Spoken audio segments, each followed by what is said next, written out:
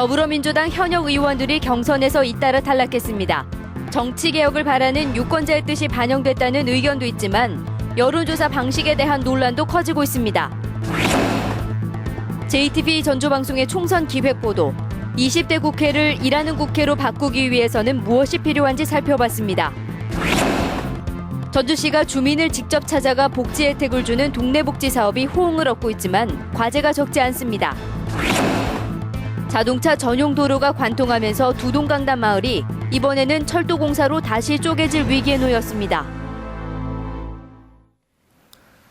여러분 안녕하십니까? JTBC 8시 뉴스입니다. 이상직 의원에 이어 박민수 의원이 더불어민주당 경선에서 탈락했습니다. 현역 의원들의 잇단 탈락은 정치개혁을 바라는 주민 뜻이 반영됐다는 의견도 있지만 여론조사 과정에서 나타난 낮은 응답률 등은 문제라는 지적입니다. 보도에 송창용 기자입니다. 더불어민주당의 완주, 진안, 무주, 장수 공천자로 안호영 후보가 확정됐습니다. 안호영 후보는 안심번호 여론조사에서 가산점을 포함해 유효 투표수의 58%를 얻어 현역인 박민수 의원을 물리쳤습니다. 지난해 11명이던 더민주 전북 현역은 3명이 국민의당으로 옮기고 4명은 컷오프나 경선으로 탈락해 4명으로 줄었습니다. 현역 의원들의 잇단 패배는 의원들의 교체를 바라는 유권자들의 뜻이 반영됐기 때문으로 분석됩니다. 하지만 안심번호 여론조사 경선은 여전히 많은 문제점을 드러내고 있습니다. 더민주, 완주, 진안, 무주, 장수의 응답률이 9.3%에 그치고 전주울이 5.5%에 머무는 등 응답률이 한 자릿수를 벗어나지 못했습니다.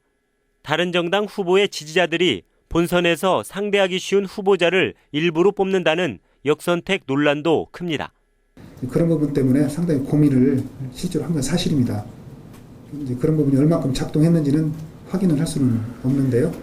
전주울 선거구에서는 경선 과정에서 불법 전화홍보와 당내 경선운동 위반 혐의로 모 후보 측이 사법기관의 조사를 받고 있어 후유증마저 우려됩니다. 현역 의원들이 잇따라 경선에서 탈락해 변화를 희망하는 유권자들의 요구가 큰 것으로 보이지만 허술한 여론조사 경선 방식 등 공천 제도의 문제점은 개선해야 한다는 목소리가 커지고 있습니다. JTBC 뉴스 송창용입니다.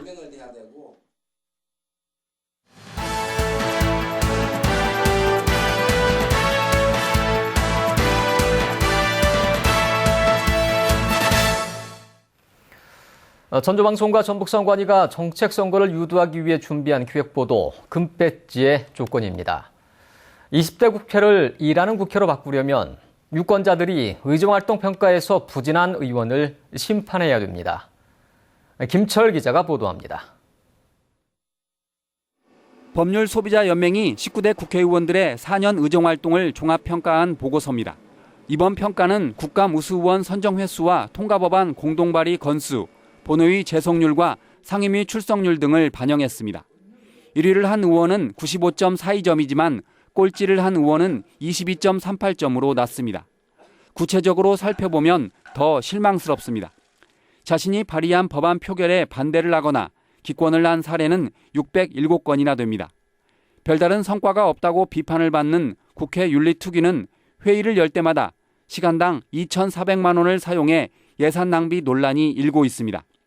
유권자들이 의정활동 평가를 살핀 뒤 부실하게 의정활동을 펼친 의원을 심판해야 한다는 목소리가 큽니다. 순위가 낮은 그런 후보자들은 주민을 위해서 어떤 정치를 할 것인가 그런 것을 꼼꼼히 따져볼 필요성이 있다고 생각합니다. 법률소비자연맹은 20대 국회를 선진국회로 바꾸기 위해 몇 가지를 제안했습니다. 본회의 출석률을 높이기 위해 의사 정족수를 지금의 5분의 1에서 4분의 1 이상으로 강화하고 법안 심사 때 전문위원회 전문성을 늘리고 국정감사에 반복 질문을 없애자는 겁니다.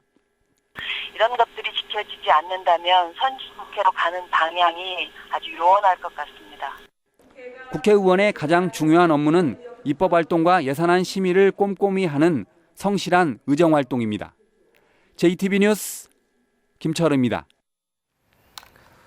더불어민주당이 익산시 을과 군산 선거구를 경선이 아닌 전략공천할 것으로 알려져 기존 예비 후보의 반발이 커지고 있습니다.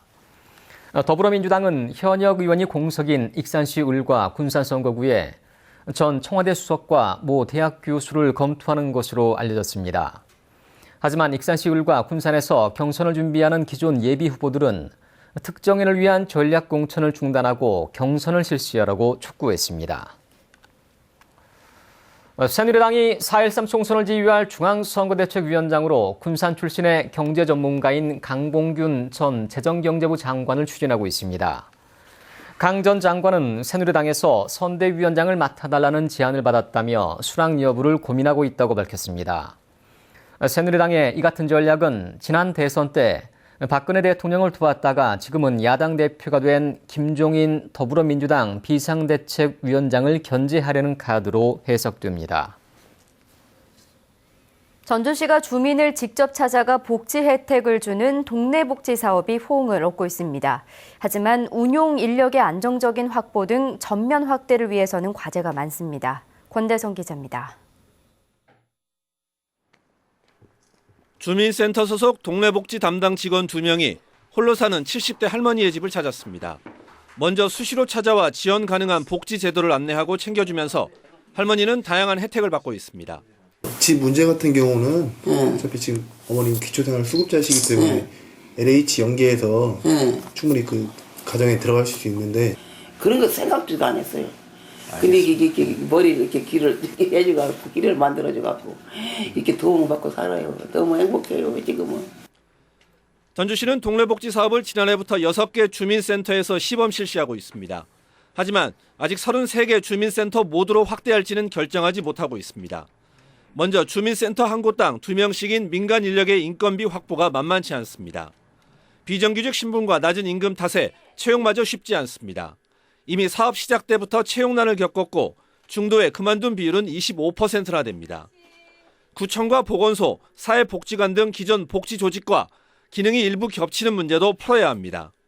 각 부서별로 방문 서비스를 하고 있는 팀들과 지금 간담회도 실시를 했고 또 그 간담회를 통해서 가장 최고의 행정력이 낭비 안 되는 방법을 한번 찾아보려고 시작을 하고 있습니다. 지금. 주민센터 중심의 동네복지 확대를 위해서는 구청 폐지와 인력 재배치 같은 행정조직 개편도 검토해야 한다는 지적이 나옵니다. JTB 뉴스 권대성입니다. 노인과 장애인 등 교통약자를 위한 전라북도의 교통복지 수준이 전국 최하위권으로 나타났습니다. 국토교통부가 전국 10개 시도의 교통약자 편의 실태를 조사한 결과 전북은 9위를 차지했습니다. 전북은 고령자 사고율, 이동 편의시설의 기준 적합률에서 9위, 장애인 콜택시 등 특별교통수단 보급률에서 8위를 기록했습니다. 전북의 주요 관광지를 둘러보는 전라북도 순환관광버스가 오는 19일부터 운행을 시작합니다. 전라북도 순환관광버스는 전주와 익산, 군산에서 출발하는 테마형 코스와 서울과 부산에서 출발하는 광역형 코스 2가지로 나눠 운행합니다. 순환관광버스 예약은 인터넷 홈페이지나 전화로 하면 됩니다. 전주 군산 고속화도로로 두 동강 난 군산의 한 마을이 이번엔 새만금 인입철도가 들어서게 되면서 또 쪼개질 위기에 놓였습니다. 마을 일부는 도로와 철도에 완전히 갇히게 됐습니다. 김진영 기자가 보도합니다. 지난 1994년 전주 군산 자동차 전용 도로가 관통하면서 마을이 두 동강 난 신촌마을입니다. 이번엔 9m 높이의 새만금 인입철도가 마을을 지나게 되면서 또다시 쪼개질 위기에 놓였습니다. 마을 일부가 철도와 자동차 전용 도로에 갇히게 되면서 주민들의 강한 불만을 사고 있습니다. 전용 도로에서 매연 때문에 못 살겠는데 이걸 막아버리면 더 못 살는다고 이게. 여기라 예로 높이 막아버리쇼. 이거 어떻게 살겠는가. 주민들은 고석철 공사로 육지섬이 된 전주의 행치마을처럼 일부 구간에 교량을 설치해 불편을 덜어줄 것을 요구하고 있습니다.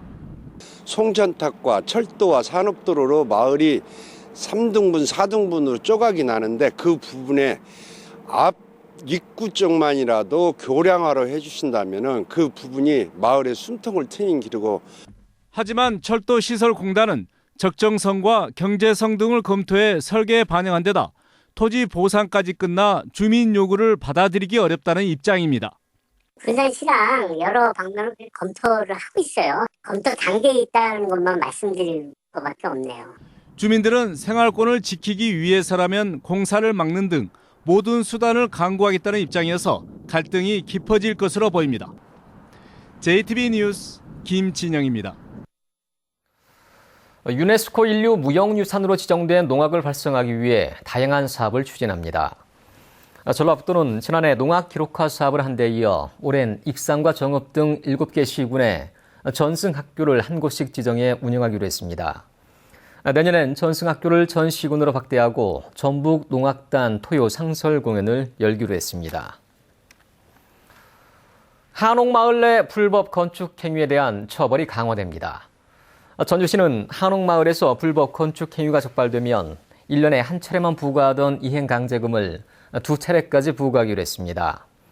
또한 3년 동안 2차례 이상 적발된 경우에는 이행강제금을 50% 가중해 물리기로 했습니다.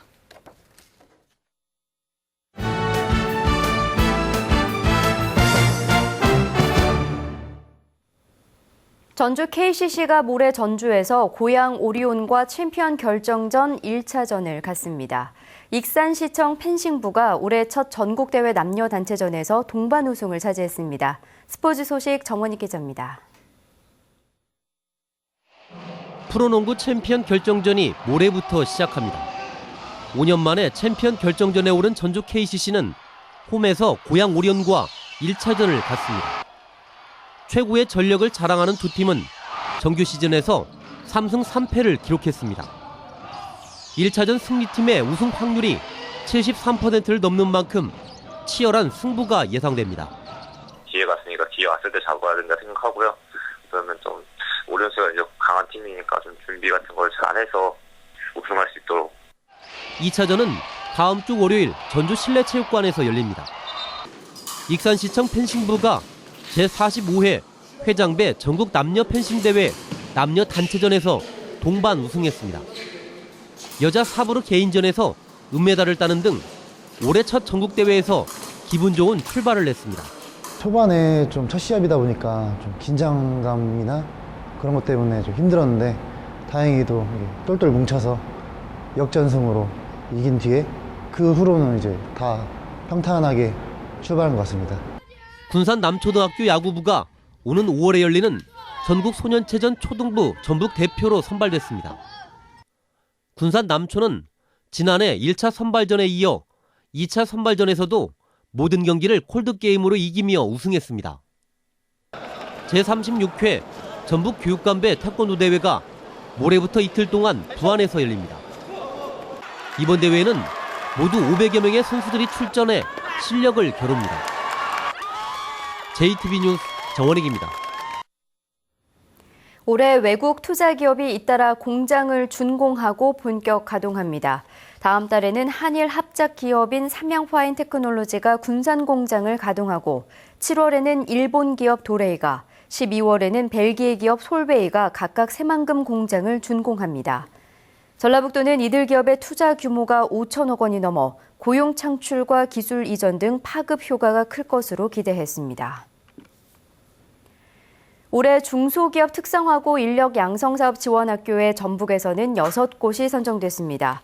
전북지방중소기업청은 전주생명과학고, 이리공업고, 삼례공업고 등 6곳에 1억 7천만 원씩 지원해 현장 맞춤형 우수 인력을 양성할 계획이라고 밝혔습니다. 지난해 이 사업을 통해 전북의 4개 고등학교에서 177명이 취업을 했습니다. 전북대학교가 교육부와 한국연구재단이 주관하는 대학 인문 역량 강화 사업 대상으로 선정돼 3년 동안 90억 원을 지원받습니다. 전북대학교는 인문학을 기반으로 기초학문 심화와 인문 기반 융합 전공, 글로벌 지역학 모델 등 특화된 인문학 교육을 할 예정입니다. 남원경찰서는 지난 15일 교사들이 장애인을 지속적으로 폭행한 것으로 의심되는 남원의 한 중증장애인 보호시설을 압수수색했다고 밝혔습니다. 경찰은 압수한 컴퓨터 하드디스크와 CCTV 영상 등 증거물 분석이 끝나는 대로 시설 장애인과 직원들을 불러 조사할 계획입니다.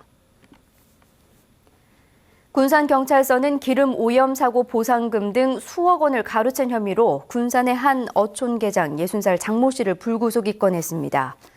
장 씨는 지난 2011년부터 최근까지 허베이 3P2O 기름 오염 사고 피해를 입은 김양식 어민들의 보상금과 어촌개원 회비 등 3억 6천만 원을 개인적으로 사용한 혐의입니다. 전주 덕진경찰서는 차선을 양보하지 않았다는 이유로 보복 운전을 한 혐의로 52살 김모 씨를 불구속 입건했습니다. 김 씨는 지난 10일 전주시 덕진구 한 도로에서 차선을 양보하지 않았다며 37살 이모 씨의 차량 앞에서 급제동을 하고 운전석 창문을 여러 차례 내리치며 위협한 혐의입니다.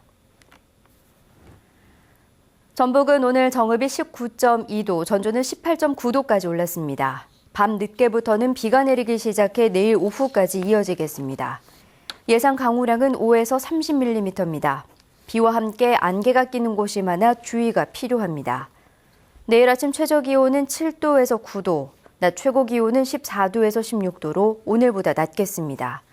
주말인 모레와 휴일은 맑은 날씨 속에 낮 기온이 18도 안팎까지 오르겠습니다.